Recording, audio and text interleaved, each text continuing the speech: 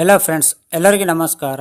Kannada life ಸ್ಟೋರಿನಿಂದ ಪ್ರತಿಯೊಬ್ಬರಿಗೆ ತುಂಬ ಧನ್ಯವಾದಗಳು. Thank you so much.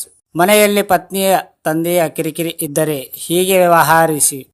ಪತ್ನಿಯ ತಂದೆಯ ಜೊತೆಗೆ ನಿಮಗೆ ಸರಿಯಾಗಿ ವ್ಯವಹರಿಸಲು ಕಷ್ಟವಾಗುತ್ತಿದ್ದರೆ ಈಗ ಮಾಡಬಹುದು. ವಿವಾಹದ ಬಳಿಕ ಹಲವಾರು ಸಂಬಂಧಗಳು ಬೆಸೆದುಕೊಳ್ಳುತ್ತಾ ಹೋಗುವುದು. ಅದರಲ್ಲೂ ಪುರುಷರಿಗೆ ಇಂತಹ ಕೆಲವು ಸಂಬಂಧವನ್ನು ನಿಭಾಯಿಸಲು ತುಂಬ ಶ್ರಮ ವಹಿಸಬೇಕಾಗುತ್ತದೆ. ಮುಖ್ಯವಾಗಿ ಅತ್ತೆ ಮತ್ತು ಮಾವನ ಸಂಬಂಧವು ಇಂತಹದರಲ್ಲಿ ಒಂದಾಗಿದೆ.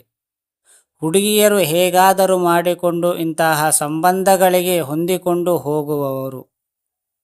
ಆದರೆ ಪುರುಷರಿಗೆ ಇದಕ್ಕೆ ಹೊಂದಿಕೊಳ್ಳಲು ಸ್ವಲ್ಪ ಕಷ್ಟವಾಗುವುದು.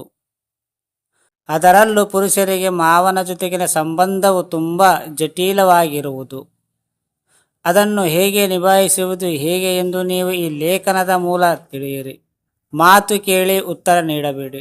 ಮಾತನ್ನು ಆಲಿಸುವುದು ಯಾವಾಗಲೂ ನೇರವಾಗುವುದು. ಶಾಂತವಾಗಿದ್ದುಕೊಂಡು ಮಾತನ್ನು ಕೇಳುತ್ತಾ ಅದಕ್ಕೆ ಯಾವುದೇ ಉತ್ತರ ನೀಡಲು ಹೋಗಬೇಡಿ. ಆಕ್ರಮಣಕಾರಿ ಆಗಿ ವರ್ತಿಸಲು ಹೋಗಬೇಡಿ. ಇದರಿಂದ ಅವರ ಮನಸ್ಸಿಗೆ ನೋವು ಆಗಬಹುದು. ನಿಮಗೆ ಶಾಂತವಾಗಿ ಇರಲು ಆಗದೇ ಇದ್ದರೆ ಅಲ್ಲಿಂದ ಹೊರಟು ಹೋಗಿ. ವಾಗ್ದಾನದಲ್ಲಿ ಕೊಡಬೇಡಿ. ಅರ್ಥ ಮಾಡಿಕೊಳ್ಳಿ. ಮಾವ ನಿಮ್ಮೊಂದಿಗೆ ಒಳ್ಳೆಯ ರೀತಿಯಿಂದ ವರ್ತಿಸಲು ಪ್ರಯತ್ನಿಸುತ್ತಿರಬಹುದು. ಆದರೆ ಮನೆಯಲ್ಲಿನ ಆರ್ಥಿಕ ಪರಿಸ್ಥಿತಿಯ ಬಗ್ಗೆ ಅತ್ತೆಯ ಕಿರಿಕಿರಿ ಮಾಡಿರುವ ಕಾರಣದಿಂದಾಗಿ ಮಾವನ ಮನಸ್ಸು ತಲ್ಲಣವಾಗಿರಬಹುದು. ಇಂತಹ ಪರಿಸ್ಥಿತಿಯನ್ನು ನೀವು ಕೂಡ ಅರ್ಥ ಮಾಡಿಕೊಂಡು ಹೊಂದಿಕೊಂಡು ಹೋಗಬೇಕಾಗುತ್ತದೆ.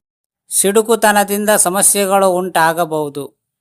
ಇದರಿಂದ ನೀವು ಮಾವನ ಜೊತೆಗೆ ಮಾತನಾಡಲು ಪ್ರಯತ್ನಿಸಿ. ಅವರೊಂದಿಗೆ ಆರಾಮವಾಗಿ ಕುಳಿತುಕೊಂಡು ಮಾತನಾಡಿ. ವಿಷಯಗಳನ್ನು ಕೇಳಿ ಮತ್ತು ನಿಧಾನವಾಗಿ ಎಲ್ಲವನ್ನು ಅರ್ಥ ಮಾಡಿಕೊಳ್ಳಿ. ಮಾತುಕತೆ ನಡೆಸಿದರೆ ಅದರಿಂದ ಯಾವುದೇ ಸಮಸ್ಯೆಯೂ ಆಗದು ಮತ್ತು ಪರಿಹಾರವೂ ಸಿಗುವುದು. ನೀವು ಪ್ರಯತ್ನಿಸುತ್ತೀರಿ ಎನ್ನುವ ತೃಪ್ತಿಯ ಯಾವಾಗಲೂ ನಿಮ್ಮಲ್ಲಿ ಇರುವುದು. ಸಂಗಾತಿ ಜೊತೆಗೆ ಚರ್ಚಿಸಿ. ಪತ್ನಿಯ ಜೊತೆಗೆ ಸಮಸ್ಯೆಯ ಬಗ್ಗೆ ಮಾತನಾಡಿ. ನಿಮಗೆ ತುಂಬ ಚಿಂತೆ ಮತ್ತು ಅನ್ಯಾಯವಾಗುತ್ತಿದ್ದರೆ ಆಗ ನೀವು ಸಂಗಾತಿಯ ಮೇಲೆ ನಂಬಿಕೆಯನ್ನಿಡುವುದು ಅತಿ ಅಗತ್ಯ. ಆಕೆ ಏನಾದರೂ ಪರಿಹಾರ ಸೂಚಿಸಬಹುದು. ಆಕೆ ತನ್ನ ತಂದೆಯ ಜೊತೆಗೆ ಮಾತನಾಡಿ ಸಮಸ್ಯೆಯ ಮೂಲ ಏನು ಎಂದು ತಿಳಿಯಬಹುದು. ಬಟ್ ಅದರಲ್ಲೇ ನೀವೇ ದೊಡ್ಡ ಸೃಷ್ಟಿ ಮಾಡಿಕೊಂಡು ನೀವೇ ಜಗಳ ಮಾಡಿಕೊಂಡು ನೀವೇ ನಿಮ್ಮ ಪತಿಗೆ ಹೇಳಬಾರದು. ಏನಿದ್ರೂ ನಿಮ್ಮ ಪತಿಗೆ ತಿಳಿಸಿ. ಅದರಲ್ಲಿ ಅವರೇ ವಿಚಾರ ಮಾಡುತ್ತಾರೆ. ಏಕೆಂದರೆ ನೀನು ಮಾತಾಡಿದ್ದೇ ಬೇರೆ ಆಗುತ್ತೆ, ಅವರ ತಂದೆ ಮಗ ಮಾತಾಡಿದ್ದೇ ಬೇರೆ ಆಗುತ್ತೆ. ಇಲ್ಲಿ ಪ್ರಾಬ್ಲಮ್ಸ್ ಏನಂದರೆ ನಾವು ಅರ್ಥ ಮಾಡ್ಕೊಂಬಲಾರದು.